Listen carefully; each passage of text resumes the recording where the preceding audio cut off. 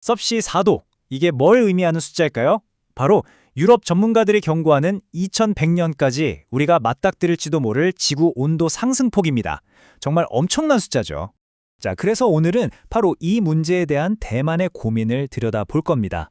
대만 정부가 야심차게 내놓은 기후 전략이 있는데 이게 현실의 벽 앞에서 어떤 질문들을 받고 있는지 한번 같이 파헤쳐 보시죠.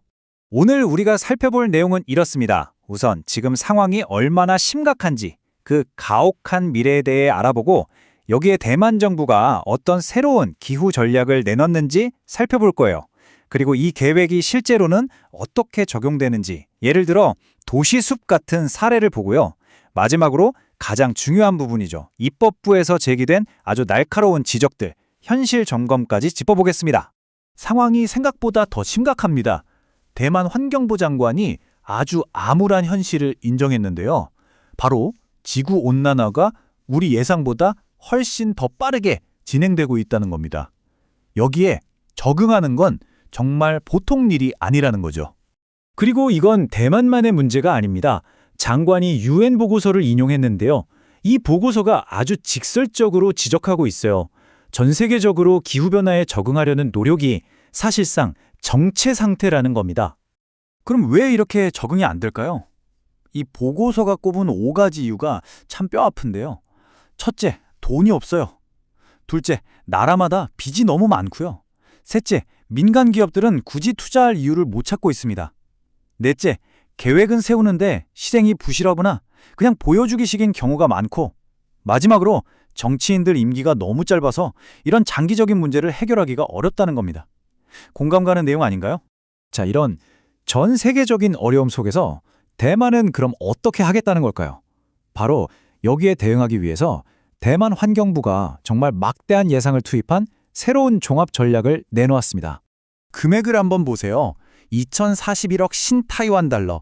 우리 돈으로 환산하면 거의 8조 원이 넘는 어마어마한 돈입니다. 환경부와 관련 기금에 이 정도 예산을 제안한 거죠. 이 큰 돈은 두 갈래로 나뉩니다. 하나는 정부의 기본적인 운영을 위한 공무 예산이고 더 큰 덩어리는 기금 예산인데요. 이 기금에는 앞으로 걷게 될 탄소세 같은 새로운 재원도 포함될 예정입니다. 그렇다면 이 막대한 예산을 어디에 쓰겠다는 걸까요? 핵심은 바로 이 네 가지 목표입니다. 기술 개발도 있고 자원 순환도 있는데 여기서 우리가 주목해야 할 건 바로 넷제로 및 기후 회복력입니다. 특히 기후 회복력과 적응에 아주 강하게 방점을 찍은 거죠. 그런데 말이죠. 적응이라는 말이 좀 막연하게 들리지 않으세요? 이게 도대체 구체적으로 뭘 하겠다는 건지 좀 더 현실적인 계획을 한번 들여다보겠습니다.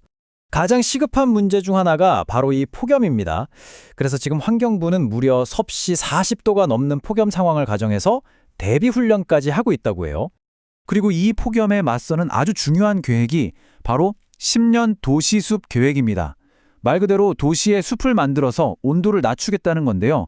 여기 보시는 것처럼 단순히 시원하게 해주는 것뿐만 아니라 공기질도 개선하고 홍수에도 대비하고 생물 다양성도 높이는 등 정말 여러 가지 효과를 기대하고 있는 거죠. 이뿐만이 아닙니다. 당장 시민들이 더위를 피할 수 있는 조치도 마련됐어요. 쿨맵이라는 지도 앱 같은 건데 여기에 등록된 공공 냉방 쉼터가 무려 5,700개가 넘습니다. 정말 발빠르게 움직이고 있죠. 자, 여기까지 들으면 정부 계획이 아주 그럴듯해 보입니다. 그런데 과연 이게 현실에서도 그대로 작동할까요? 입법부, 그러니까 국회에서는 아주 날카로운 질문들이 쏟아지기 시작합니다. 첫 번째 질문, 이 목표 진짜 현실적인 겁니까? 린 의원이 아주 핵심을 찔렀어요. 이게 정말 효과가 있는 계획인지 아니면 그냥 서류상으로만 그럴듯하게 꾸민 건지 책임 소재를 분명히 하라는 거죠. 그러면서 이런 말을 합니다. 우리가 세미나 몇 번 열었다, 홍보문 몇 장 뿌렸다 이런 걸로 성공했다고 자화자찬하지 말자. 진짜 중요한 건 그래서 폭염으로 인한 사망자나 부상자가 실제로 얼마나 줄었냐 이런 구체적인 숫자로 보여줘야 한다는 겁니다. 정말 맞는 말이죠. 자, 다음 비판으로 넘어가 볼까요? 이번엔 아까 봤던 그 야심찬 도시숲 계획에 대한 겁니다. 천 의원이 이 계획의 아주 근본적인 문제를 지적하고 나섰습니다.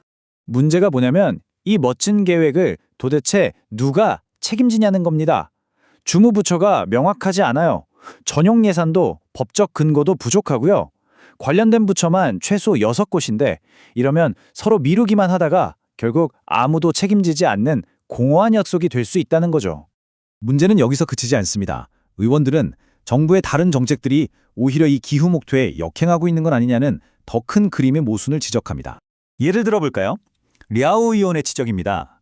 대만이 재생에너지 확대를 외치고 있지만 현실은 정반대라는 거예요. 해상풍력 사업에서는 해외 대기업이 발을 빼고 있고 태양광 사업은 핵심 개발사가 재정난에 빠져서 대규모 발전 계획이 위태로운 상황입니다. 말과 행동의 다른 거죠. 여기에 추 의원은 폭군 조항이라는 아주 강한 표현까지 썼습니다. 2018년에 바뀐 대기오염법 때문인데요. 이게 뭐냐면 오래된 발전소들이 허가 기간이 끝나도 갱신 신청만 해놓으면 심사받는 동안 계속 돌릴 수 있게 해준다는 겁니다. 심지어 최근에는 석탄을 떼는 마이레아호 발전소까지 다시 가동했으니 기후 대응에 역행하는 거 아니냐는 비판이 나올 수밖에 없죠. 자, 정리해보면 이렇습니다. 한쪽에는 기후위기에서 살아남기 위한 정말 멋지고 미래지향적인 계획이 있습니다. 하지만 다른 한쪽에는 이 계획을 가로막는 실행력, 책임감, 그리고 정책 일관성의 부재라는 거대한 현실의 벽이 있는 거죠. 결국 이 모든 건 하나의 질문으로 귀결됩니다. 우리 눈앞에 닥친 정치적, 경제적 압력과 당장은 아니지만 반드시 대비해야 하는 장기적인 기후 생존 문제. 과연 대만은, 그리고 우리는 이 둘 사이에서 어떻게 균형을 찾아야 할까요?